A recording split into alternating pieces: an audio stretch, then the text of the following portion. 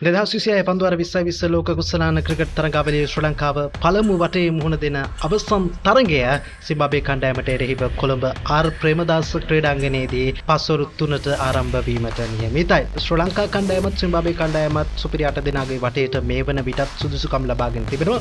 ඕස්ට්‍රේලියා කණ්ඩායම බී කාණ්ඩයේදී ක්‍රීඩා කරමින් ඔවුන්ට කල් වේලා ඇතිවම තරඟයෙන් ඉවත් වීමට සිදු වන ඔවුන්ගේ පරාජයන් එක්ක ශ්‍රී ලංකා කණ්ඩායමට අභියෝග රැසක් තිබෙනවා සුපිරි 8 දෙනාගේ වටේදී. මොනවාගේ අභියෝගයන්ද ශ්‍රී ලංකාව හමුවේ තිබෙන්නේ සුපිරි 8 දෙනාගේ වටේට යනකොට ශ්‍රී ලංකා කණ්ඩායමට විශේෂයෙන්ම මතීෂ පතිරණ ආබාධයකට ලක්වීමත් එක්ක වේග පන්දු යවන්නන්ගේ අඩුවක් තිබෙනවා. සුපිරි 8 දෙනාගේ වටේදී පළමු වටය වගේ නෙවෙයි සුපිරි 8 දෙනාගේ වටේදී අපිට හම්බ වෙන්නේ මේ තරඟාවලිය තුල දැනට ඉන්න සුපිරිතම කණ්ඩායම් කීපයක් දැනටමත් තරඟ වෙන් වී අවසන් එංගලන්තයේ පළමු තරඟයේදී පල්ලිකැලේ ජාත්‍යන්තර ක්‍රිකට් ක්‍රීඩාංගණයේ හම්බ වෙනවා පළමු තරඟයේදී. දෙවන තරඟයේදී අපිට හම්බෙන්නේ නවසීලන්ත කණ්ඩායම. ඉතින් ඔවුන්ගේ අතින් බලද්දී අපිට ඔවුන්ගේ පිතිකරණය අතින් බලද්දී කණ්ඩායම් දෙක පිළිබඳව අපිට පන්දු යවන්නන් පිළිබඳව බොහෝ අවධානයකට ලක් කිරීමට හැකියාවක් තිබෙනවා. ඉතින් මේ තමයි ශ්‍රී ලංකාවට තිබෙන අභියෝගය. විශේෂයෙන්ම කුසල් ජනිත් පෙරේරා කණ්ඩායමට නැවත කැඳවීමත් එක්ක ඔහුට මේ තරඟාවලිය තුල ලැබුණ එක් තරඟයක් පමණයි ඕස්ට්‍රේලියා කණ්ඩායමට එරෙහිව. එහිදීත් ඔහුට සාර්ථක වීමට හැකියාවක් ලැබුණා. හැබැයි මේ තිබෙන අත්දැකීම් එක්ක කුසල් ජනිත් පෙරේරා සුපිරි 8 දෙනාගේ වටේට යනවා නම් ඔහුට මේ අවසන් තරඟයේදී ලකුණු අතරට ප්‍රවිෂ්ඨ වීම අනිවාර්ය කාරණාවක් බවට පත් වෙනවා.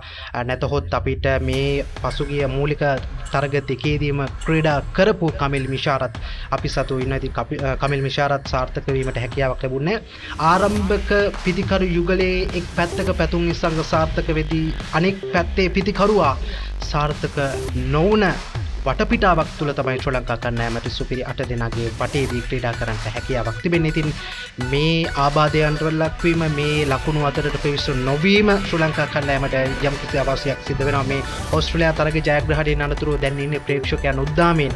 හැබැයි මේවා තමයි ශ්‍රී ලංකා කණ්ඩායමට තිබෙන අභියෝග. ඉතින් මේ අභියෝග ජය ගන්නට තිබෙන අවසන් සහ එකම තරගය තමයි සිම්බාබ්වේ තරගය. අත්හදා බැලීම් කළ යුතුයි.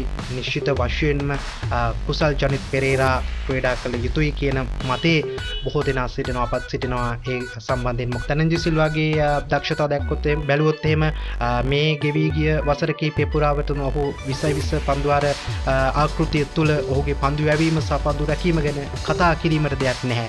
ඒතරම් දක්ෂයි, ඒතරම් සාර්ථකයි. නමුත් ඔහුගේ තිබෙන එකම අඩුව තමයි පිතිකරණය අඩුව. ඉතින් මේ තමයි අභියෝග. අපි ගියොත් එහෙම සිම්බාබ්වේ තරඟයට සිම්බාබ්වේ තරඟයේ ගනිද්දී දැන් බී කාණ්ඩයේ පෙරමුරේ දැරී සිටින ශ්‍රී ලංකාව සහ දෙවන ස්ථානයේ රැඳී සිටින සිම්බාබ්වේ තමයි මෙලෙස කොළඹ ආර් ප්‍රේමදාස ක්‍රීඩාංගණයේදී තරඟිල්ලට එන්නේ. මේ කාණ්ඩයේ බී කාණ්ඩයේ පෙරමුරේ රැඳී සිටියත් සුපිරි 8 දෙනාගේ වටේදී අපිට මේවා සියල්ල අමතක කිරීමට සිදු වෙනවා. නැවතත් අලුත් තරග වටයක් විදිහට තමයි අපිට ක්‍රීඩා කරන්න සිදු වෙන්නේ. මේ තරගයේ පරාජය වුණායයි කියලා මේ කණ්ඩායම් දෙකටම කිසිම ප්‍රශ්නයක් සිදු වෙන්නේ නැහැ සුපිරි 8 දෙනාගේ වටේදී. ඉතින් මම පෙරත් සඳහන් කරපු කාරණාව අපිට අත්හදා බැලීම සිදු කළ හැකි. ඒ නිසා මේ තරගය ඉතා හොඳ තරගයක් බවට පත් වී කණ්ඩායම් දෙකටම සිකන්දර ආසා විවේක ගන්නවා යයි බොහෝ දෙනා පුරෝකථනය කර තිබෙනවා. මොකද දැන් ඔහු වටා තමයි කණ්ඩායම තිබෙන සුපිරි 8 දෙනාගේ වටේ තමයි උන්ට ඉලක්කය බවට පත් වෙලා තියෙන ශ්‍රී ලංකාවට වගේම. ඉතින් මේ තෙක් මේ තරඟාවලිය තුල වැඩිම කඩුළුලාභීන් අතර තුනන ස්ථානයේ රැඳී සිටින බ්ලෙසින් මුසරබානි සිම්බාබ්වේ කණ්ඩායමේ. ඉතින් ඔහු ඉතා හොඳින් පන්දු යවමින් සිටිනවා. ඔහුත් විවේක ගන්නවා නම් සිම්බාබ්වේ කණ්ඩායමට යම් වාසියක් තිබෙනවා සුපිරි 8 දෙනාගේ වටේට යන්නට. අපි මහේස් තීක්ෂණ ගැන කතා කරද්දී බොහෝ ප්‍රේක්ෂකයන් ඔහුට නගන චෝදනාව තමයි ඔහුට ඔහුගේ පන්දුවාර කීපය තුල ලකුණු ලබා ගැනීම වැඩි කියන කාරණාව ප්‍රතිවාදී කරනවා. නමුත් තීක්ෂණ තමයි මේ තරඟාවලියේ දැනට ශ්‍රී ලංකා කණ්ඩායම තුල වැඩිම කඩුළුලාභී බවට පත් වෙලා ඉන්නේ. ඔහු කඩුළු 7ක් දවාගෙන තිබෙනවා. ඉතින් අපි බලමු මේ සිම්බාබ්වේ තරගයේ ඔහුට අවස්ථාවක් දීලා ඉතා හොඳින් තරගයේ කළමනාකරණය කළා. ඔහුගේ පැත්තෙන් කඩුළු ලබා ගැනීම තවත් වැඩි කළා. ලකුණු ලබා දීම අඩු කරලා ඔහු සුපිරි 8 දෙනාගේ වටේදී ඔහුගේ රිද්මය සොයාගෙන ඉන්න හොඳ තරගයක් බවට පත් වෙයි කියලා සිම්බාබ්වේ තරගය. ඉතින් එහෙම ගත්තොත් කුසල් මෙන්ඩිස් ගැන කතා කරද්දී ඔහු දැන් මේ තරගාවලිය තුල ශ්‍රී ලංකා කණ්ඩායමේ සාර්ථකම පිතිකරුවා බවට පත් වෙලා තියෙනවා. මොකද මේ සහභාගී වූ අවසන් තරග තුනේදී තරගයේදී මොහු අර්ධ ශතක ලබා ගනිමින් ඉතින් ඒත් එක්ක කුසල් මෙන්ඩිස් ඉතා හොඳ තත්ත්වයක සිටිනවා ලකුණු ලබා ගැනීම විශේෂයෙන්ම පැතුම් නිසංක නැවත වතාවක් ඔහුගේ මේ දියත් කරපු ඉනිම පිළිබඳ ඕස්ට්‍රේලියා කණ්ඩායමත් එක්ක ඔහු නැවතත් රිද්මට පැමිණ තිබෙන ආකාරය අපිට ඕස්ට්‍රේලියා තරගයේදී දැක ගන්නට හැකියාවක් තිබෙනවා. කමිල් මිෂාරගේ අඩුව පැතුම් නිසංකටත් තිබුණා. ලකුණු ලබා ගැනීම අතින් ගත් කල ලකුණු 20ක් තමයි ඔහු තරගය තුල ලබාගත්තේ. හැබැයි ඕස්ට්‍රේලියා තරගයේදී ඔහුගේ රිද්මය හොයාගත්තා. ඉතින් කමිල් මිෂාරටත් මේ අවස්ථාව තිබුණා. කොහොම නමුත් දැන් කුසල් ජනිත් පෙරේරාට මේ අවස්ථාව ලැබී තිබෙනවා. කුසල් ජනිත් පෙරේරාගේ අත්දැකීම් එක්ක ඔහු දැන් කල්පනා වෙන මේ සිම්බාබ්වේ තරගයේ ක්‍රීඩා කරලා දිගු ඉනිමක් ක්‍රීඩා කරන්නට ඔහු බලාපොරොත්තු වෙනකට නම් සැකයක් නැහැ.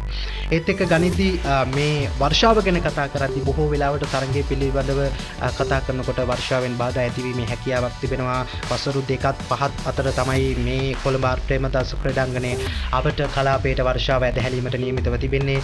සුබවාදී පණිවිඩය තමයි මද වර්ෂාපතනයක් තමයි ලැබෙන්නේ. ඉතින් පන්දුවාර ගණන අඩු කරලා හරි මේ තරගයේ ක්‍රීඩා කරන්නට හැකියාවක් තිබෙන බවක් තමයි දැනට පෙන්눔 කරන්න. ඉතින් වැදගත් කාරණාව සිම්බාබ්වේ තරගයේදී මම පෙර සඳහන් කරපු මේ හරිම ක්‍රීඩකයන් 11 දෙනා තෝරා ගැනීම ශ්‍රී ලංකා කණ්ඩායමට සුපිරි 8 දෙනාගේ වටේට යාමට ඒ තමයි මේ සිම්බාබ්වේ තරගයේදී අපි සූදානම් වෙලා සිටින තරගයේ අනතුරුවත් ඔබට මේ තුරුතුරු ගැන කතා කරන්න මේ තරගයේ කරන්න ඕන දේවල් කියලා අපි විශ්වාස කරනවා ශ්‍රී ලංකා කණ්ඩායම කොහොම නමුත් මේ තරගයේ සිම්බාබ්වේ තරගයේ සුපිරි 8 දෙනාගේ වටේට යාමට ශ්‍රී ලංකා කණ්ඩායමට හොඳ අවස්ථාවක් තිබුණා. හොඳ කණ්ඩායමක් බවට පත්වීමට එදින අපි සූදානම් මේ තරගයෙන් අනතුරුවත් ඔබට මේ තරග තොරතුරු පිළිබඳව ගෙනයන්නට.